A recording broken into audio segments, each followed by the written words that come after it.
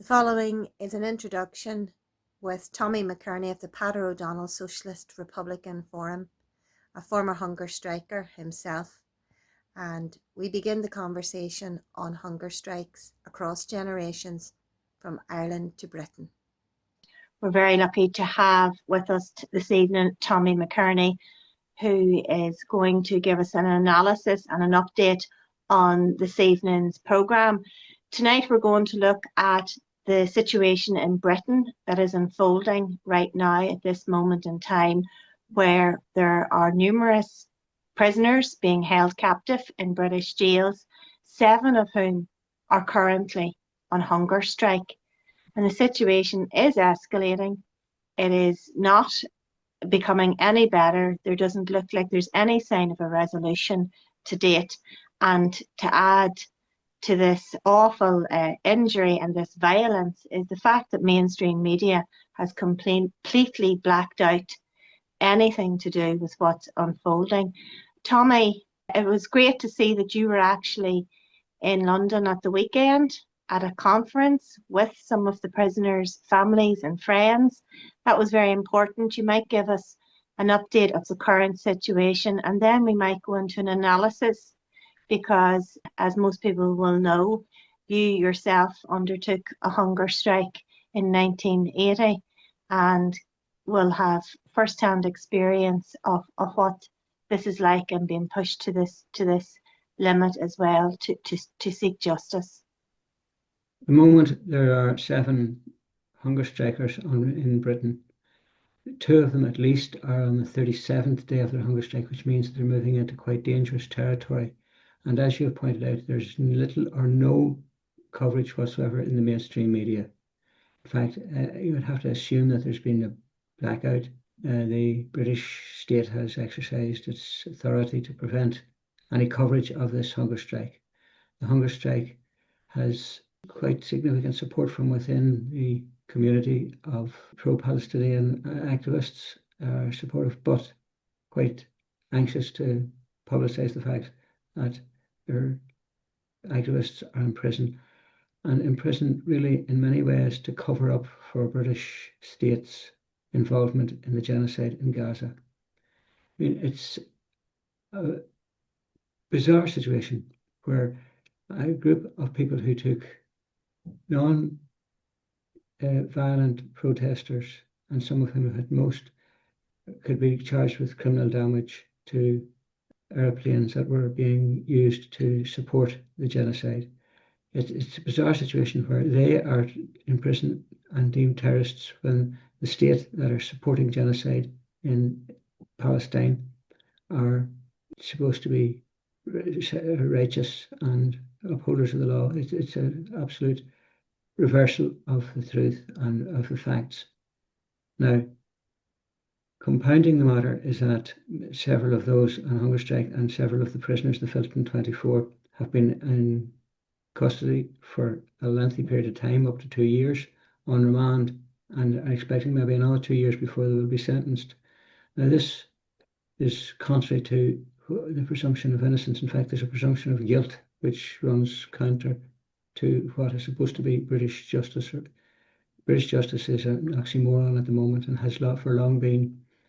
And at the moment, we're in a bizarre situation where the right wing in Britain, Daily Telegraph, Michael Gove and others such as that, are lamenting the fact that David Lammy has dispensed with jury trials for those sentences running up to 5 years. No mention at all of the fact that 50 years ago, the jury trials were abandoned completely in the northern part of Ireland, which, according to the British Constitution, is an integral part of the United Kingdom. Margaret Thatcher told us that Northern Ireland was the same as British as Finchley, but it's not, as we know, that Ireland's the oldest colony and will remain a colony. But I'll not get on the political horse here for Ireland.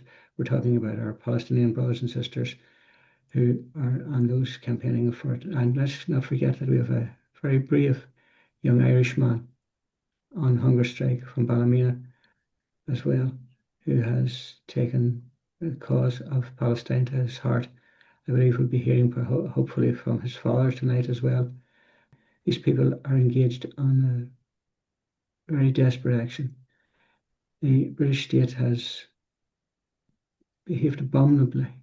Not only have they attempted to reverse the order of inculpability in the sense that the British state, which is responsible for so much of what's happening in Palestine at the moment, not only did Britain effectively found the state of Israel after the Balfour Declaration, and at the moment continue to support the United States in its support for the cruel Zionist state that has perpetrated genocide against the Palestinian people, particularly in Gaza, but also in the West Bank and across the whole Palestinian area. Treatment of the prisoners is abominable as well. That they're being deprived not only of their freedom, which they should be, at most they should be out in bail. At the very least, those people should be bailed. It's the right, because a presumption of innocence should lead them to bail because they're no threat to human life and limb in Britain. Moreover, the fact remains that they've been transferred at short notice from one prison to another, something that was well known to Irish political prisoners in the past, was known as ghosting. There's some nasty treatment being meted out by the prison officers, something we're well familiar with in the past here in Ireland, but prison officers are behaving abominably to them, violently treating them, and moreover, their phone connections with the outside are being interfered with. So there's many instances such as that. So not only are their daily lives being made miserable, but the fact that their freedom, their rights are being trampled on, and they're being used and abused as a diversion to divert attention away from the real culprit in this case. The real terrorists are the British state, not those people who have gallantly and valiantly attempted to highlight the injustices and the genocidal instincts of the British state. Thank you, Tommy. Yeah, everything that you say makes sense, and it just epitomizes what we already know about British imperialism and its brutal regime on those who stand up against the oppressor. And looking back to your own experience, as painful I'm sure as that is, and back to 1980, and to thinking about our comrades, our 10 comrades who were, and many others who took to hunger strike as a last resort to take a stand against the empire. You have already touched on some of the similarities or the parallels rather, that are being experienced by prisoners themselves, and just how the apparatus actually works. Can you just do for a recap, particularly maybe for people who would be watching this in Britain and across the world, who maybe will we know in Britain certainly that this part of history has been written out of the textbooks. I think it is important to remind people from an education perspective about the hunger strikes and our history of hunger strikes, and maybe, if you feel up to it, giving us a summary of what it was like for you personally, Tommy. Very good. Well, let's just put the hunger strike in perspective in Ireland. Through the 20th century, from 1917 to 1981, 22 Irish Republicans died on hunger strike. 3 of them died in British prison, English prisons. They're all British prisons. Now, the fact is that Britain found itself again, the old empire, which Brenton Behan one time remarked, the sun never sets and the blood never dries on the British Empire, and it never dries on the British Empire. But because of its ghastly reputation throughout the world for its mistreatment of people, whenever the Republican forces offered resistance in the 1970s to British occupation, so much of the world saw what was happening in Ireland as a continuation of our fight for freedom and sovereignty.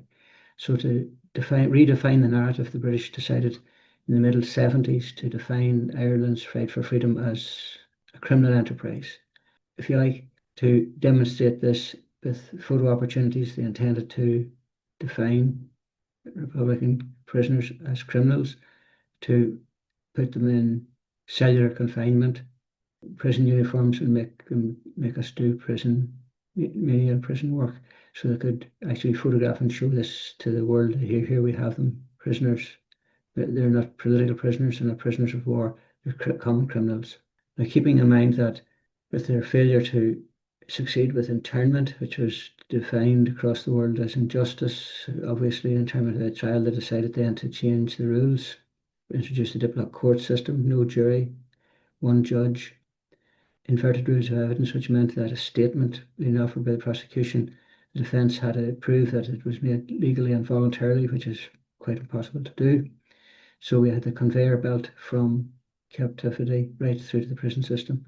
And when we resisted the attempt to criminalise us by refusing, we wouldn't wear the uniform, we wouldn't do prison work, we wouldn't, as the old song says, meekly serve our time. We found that to break the deadlock, we would have to go on a hunger strike. And the first hunger strike took place in 1980. It ended devious betrayal by the British state, which led to the second hunger strike, where 10 of our comrades died on hunger strike in 1981. The fact is that we're only too well aware of the pain, the agony, not just to the individual on hunger strike, which is quite intense, but the even possibly greater pain and agony to a prisoner's relatives. It's very difficult to understand from my point of view, as I can imagine how horrible, horrendous it was for my parents, my sisters to come and visit me and see me in decline.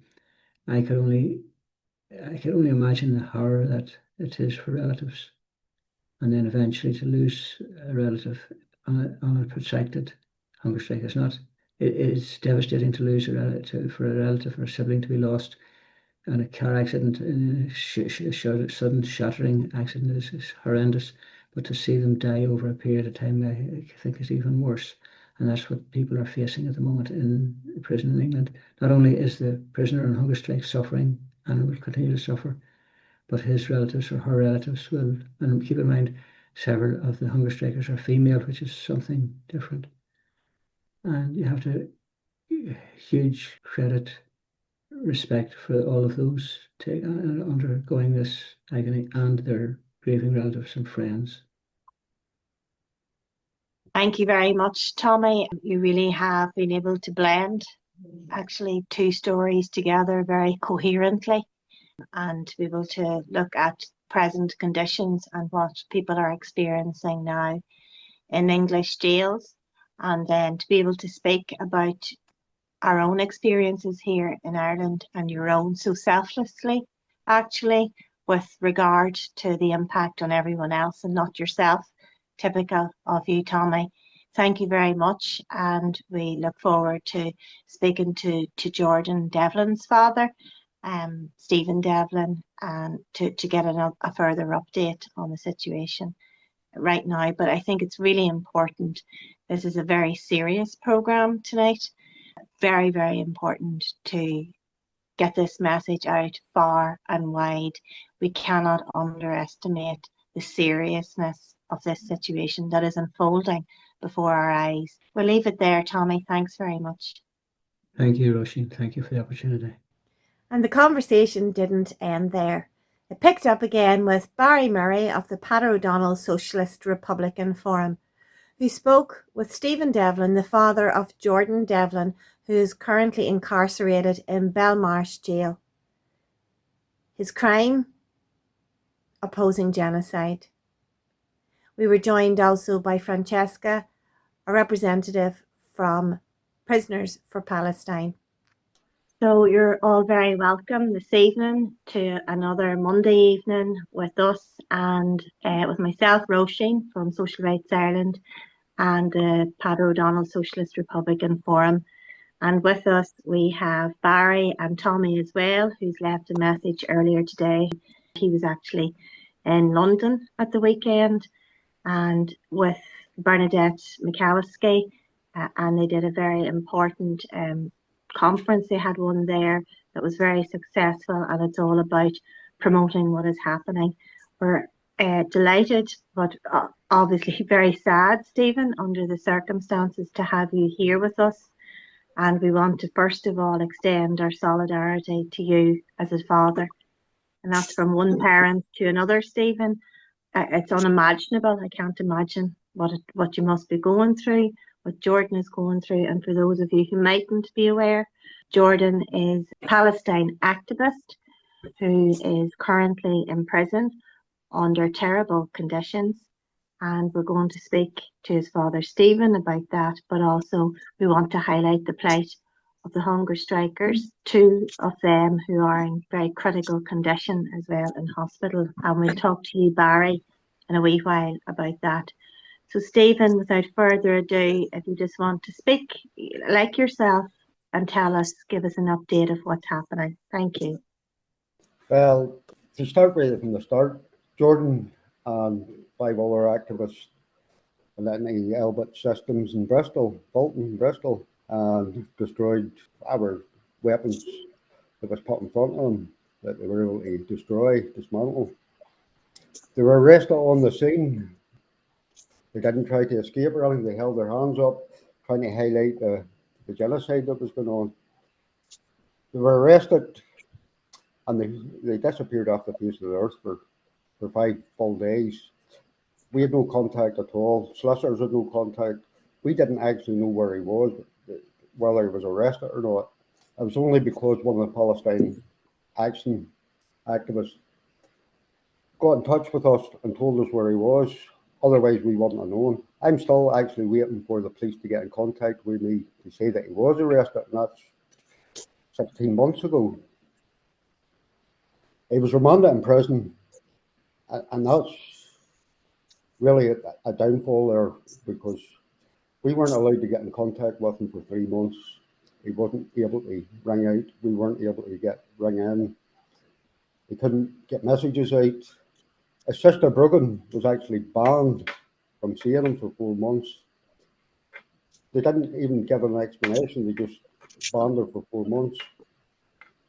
Jordan, he was put into Wormwood Scrubs, and Wormwood Scrubs was a bad enough prison. We're trying to get clothes into him. It took 4 months to get clothes to him. They had to wear the prison issue until we actually got the clothes into him. After that, we applied for visits. They were rejected. We just didn't know when we were going to be able to see him. And then coming up to the court appearance in Village, he was shipped to Belmarsh, and that is a nightmare.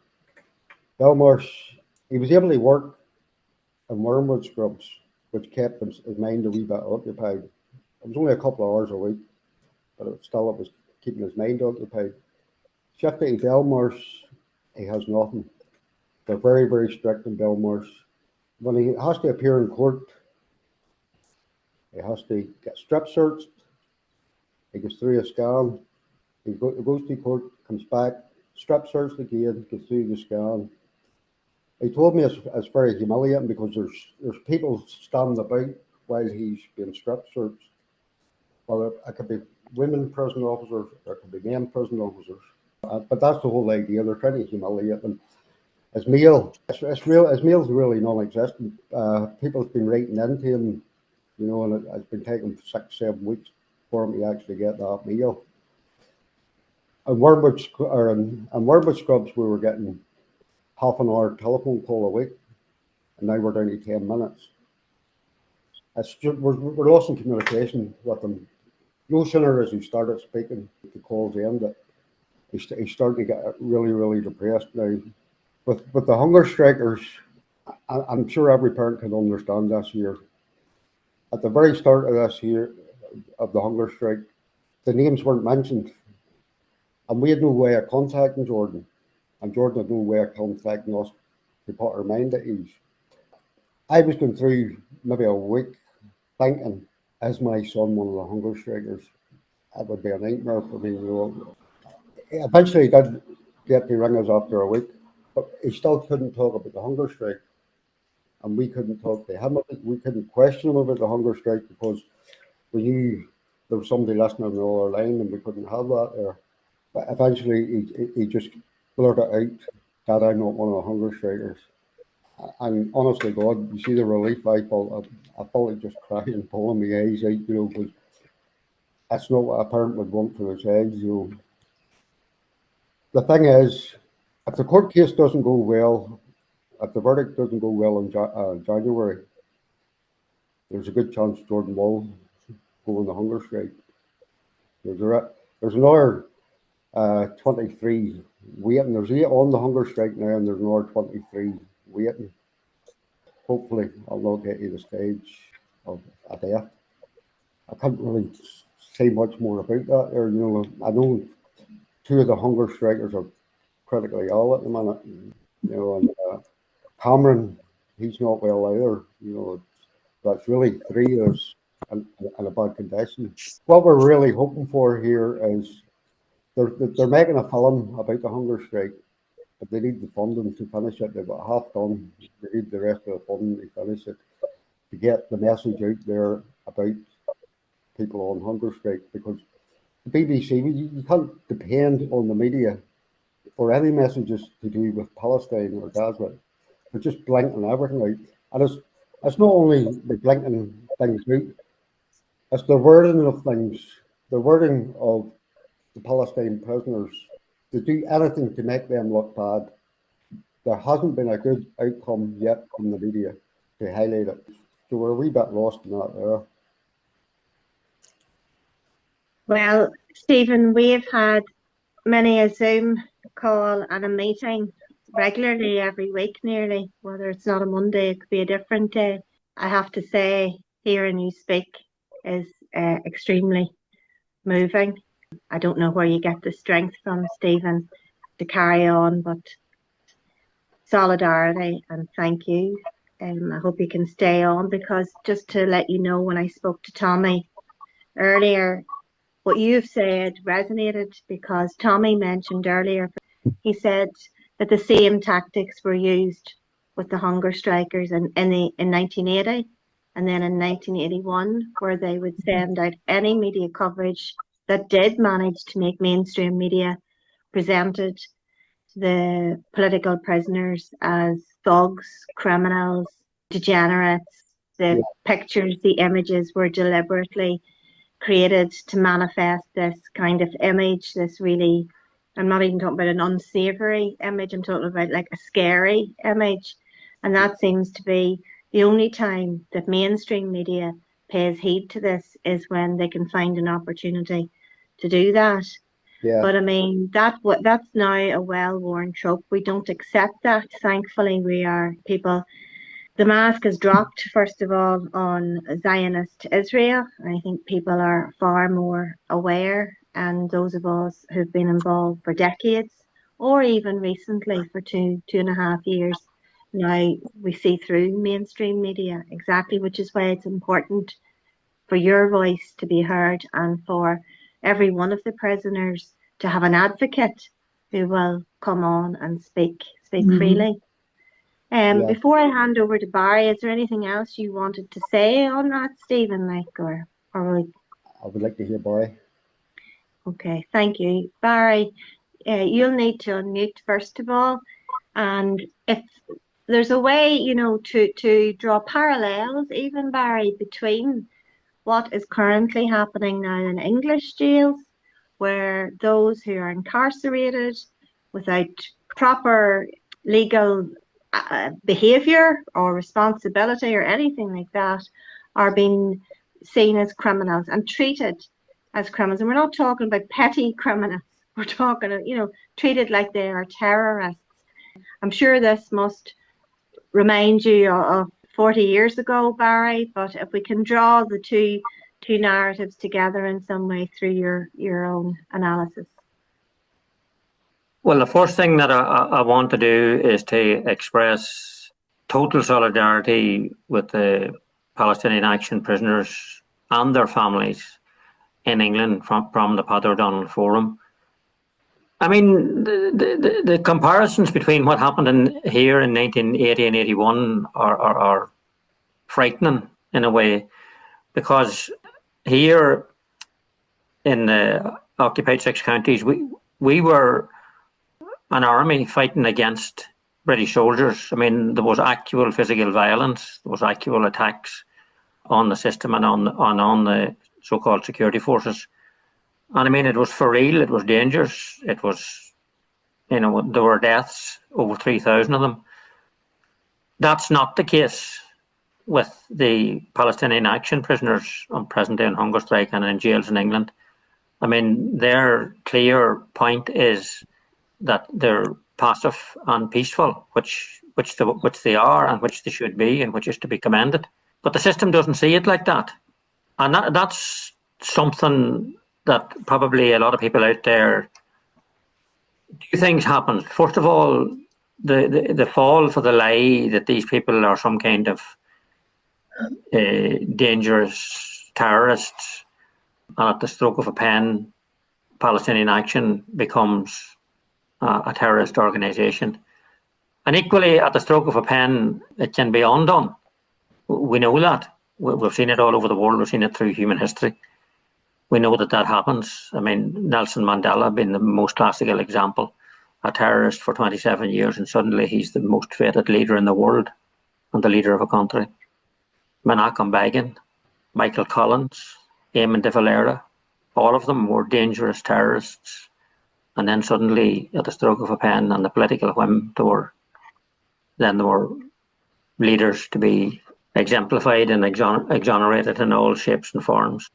But the thing to understand, probably as we understood here, was that a hunger strike, the key bit in hunger strikes is the politics of hunger strike.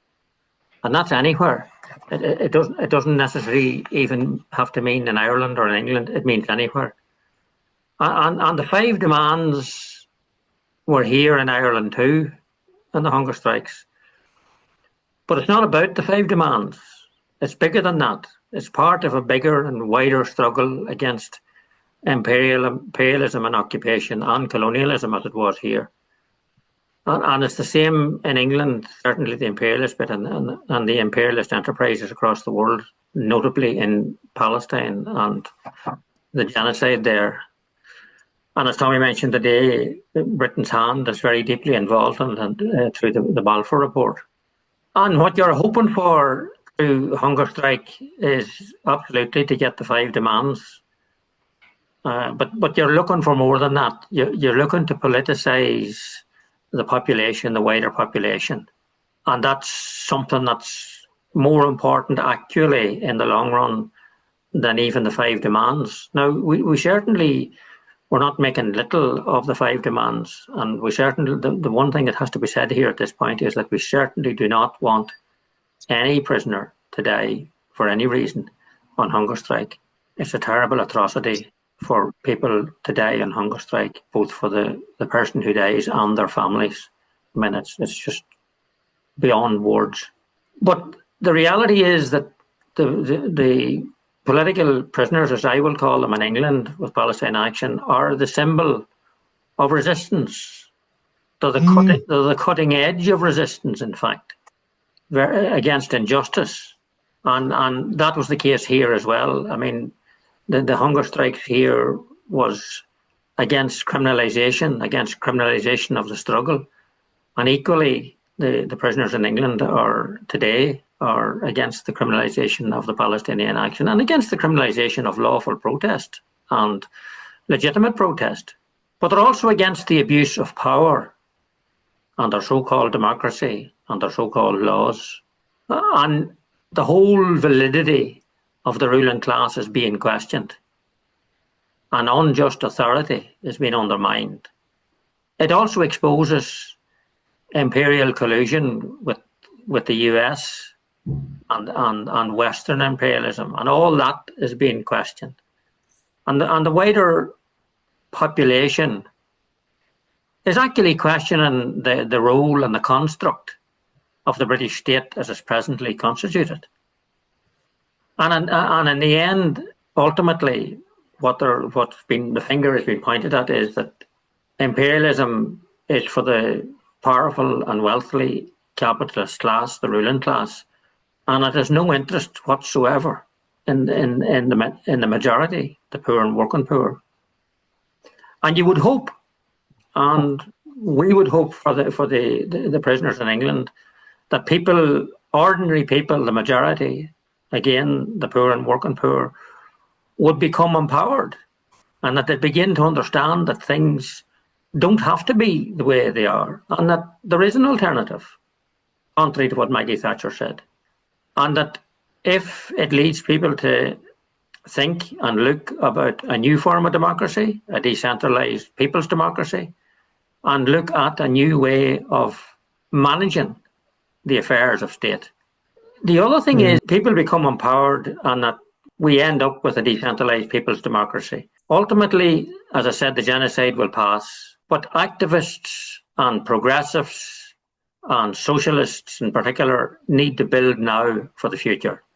An opportunity like this isn't just about a conflict between prisoners and the system. It has to be about more than that. And the thing of it is, there will always be another injustice or crisis via imperialism and capitalism. There always will be. And we know from 300 years of the lifetime of capitalism and bourgeois democracy, we know that it cannot solve the problems of the people. It hasn't been able to, and it hasn't, and it won't. Just to finish, victory to the Palestinian Action hunger strikers, and liberation, Britain, Ireland and Palestine. I'm going to invite Francesca in at this stage. I hope you're still here with us. Can you hear us? Because great, thank you. I know you're very time deprived. Go ahead. Yeah, thank you. I've got a different name on here, but it's me, Francesca. So yeah, I'm here just to talk a little bit about the hunger strikers. I'm acting as a kind of spokesperson for them. After working with them for some time, after I got out of prison myself, we got to know each other through writing letters to each other. So even though I've never met most of them, I do feel like I know them already. I just want to say it's so nice to see Jordan's dad here today. I've heard so much about him, so to finally see him is really great. I think everyone who's in hunger strike on prison at the moment will want me to say that they stand shoulder to shoulder with Jordan, with everybody that's on trial at the moment. It's really, really important to say that. We know what the prosecution is doing to them. We know how they're getting slandered in the media. We know that people are seeing through those lies. And, you know, we will do whatever we can to keep talking about that, because the fact is this hunger strike and the trial is one and the same fight. In fact, just on Friday, it was beautiful. We were outside Woolwich Crown Court with Tommy, with Gary Donnelly as well. Bernadette McAlliskey wasn't with us in person, unfortunately, but she did join by video later on to the link. And it was just such a beautiful show of solidarity through generations and places and cultures. And Gary said to us later, it's best time he's had in years, just out there in front of the court in the freezing cold talking to the young people. So, you know, it's a shame that obviously we can't speak to them ourselves or be in the court, because there's so many people that want to go in the court because there's so much support. We're definitely out there, even if we're on the street. So yeah, so many interesting things that people are saying, really great to listen to. It's been so amazing to see all the solidarity that's been shown from around the world, and especially from Ireland. And I think that just goes to show that people in Ireland, they remember their history and how important it is to continue to remember that and to guide that, to guide ourselves based on that history from what we've learned from that. I'm honestly, all of us just through this hunger strike have learned so much from our Irish comrades. So we're incredibly grateful for that. Friday especially was a really beautiful moment of sharing those experiences, the understanding of the pain that comes with an action like this. Because of course nobody wants to do this. It's very painful, it's very difficult. All of us are suffering right now.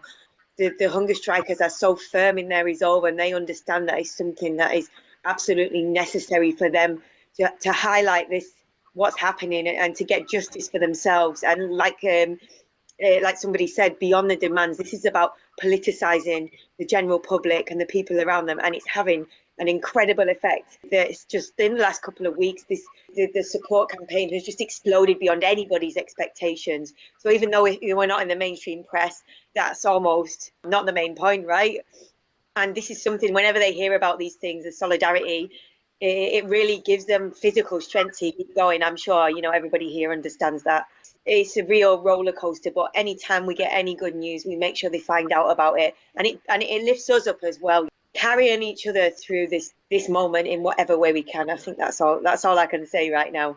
And we know we'll get through it, and we know that we've already won. As Bobby Stan said, our victory will be the laughter of our children. And I think that's the things that that we need to remember. Might get bogged down in these like nonsense with MPs and the government and this and that. It's a kind of necessary evil, right? But we never must forget why we're really doing this, and that is for the liberation of Palestine and for justice for our comrades. Well, that is beautiful, Francesca. Thank you very much. And really, who would know about any of these? Like you said, Stephen, you didn't even know anything about your son, the whereabouts for 5 days, absolutely nothing. So where would we be without the people behind the scenes like you, Francesca, running the campaigns? We see it on the social media. I can't can't imagine how time consuming the effort that goes in trying to create links. So really, they would remain invisible. The people inside jail would just remain invisible and would be left to rot if it weren't for people forced to tour like yourself, Francesca, and the parents as well. It is not what any parent would ever imagine for the future of their children when they're from a young child to now, but they are absolute heroes. They are what total commitment and conviction there to the cause, the dedication. But every single one of them in prison or on hunger strike needs us, each and every one of us here. There is no point sitting on a Zoom and going home and crying or weeping. We have to step up. We have to follow all of the groups online on Instagram. Do you want to name the few, Francesca and Stephen, that you'd like to promote just so that people can start to follow and watch? Yeah, Roisin was asking. I was going to let Stephen speak first. So Yeah, go ahead, Francesca. all right. So, well, I'm sure you're going to talk about the Filton 24 campaign, which is an amazing campaign. But I will also just mention like where everything, all the information we're putting up about the hunger strike is on Prisoners for Palestine. So prisonersforpalestine.org. There's also like social media, but if you just go on the website, you can click onto all of that. And not just updates about what's going on inside the prisons, but also like different ways that people can help. So lots of different information on there that, as you say, gets people moving and doing things and not just sitting at home and worrying about it. Stephen? Yes, there's absolutely piles of groups out there that has helped me over the past 16 months. The Peadar juries, rebels in prison. I would have been absolutely lost without them, especially at the start when Palestine Action supported us. They overwhelmed us. I would have been in pieces if it hadn't been for groups like that there. Financially, everything they done it for it. Not just the groups, the people standing outside too, offering their beds to us families that have to travel to court. They've been absolutely amazing. I've met some really, really lovely people over the last 16 months. And for the government to call the people terrorists, it's unbelievable. The love you feel from them just standing beside them, it's unbelievable. Make life easy. Yeah. Well, isn't that one of the bittersweet outcomes of this? Is that even we find out ourselves that despite everything that has happened in the world, the coming together of people who just have a different set of values and a different vision, even for the future, we've been able to build communities and spaces like that.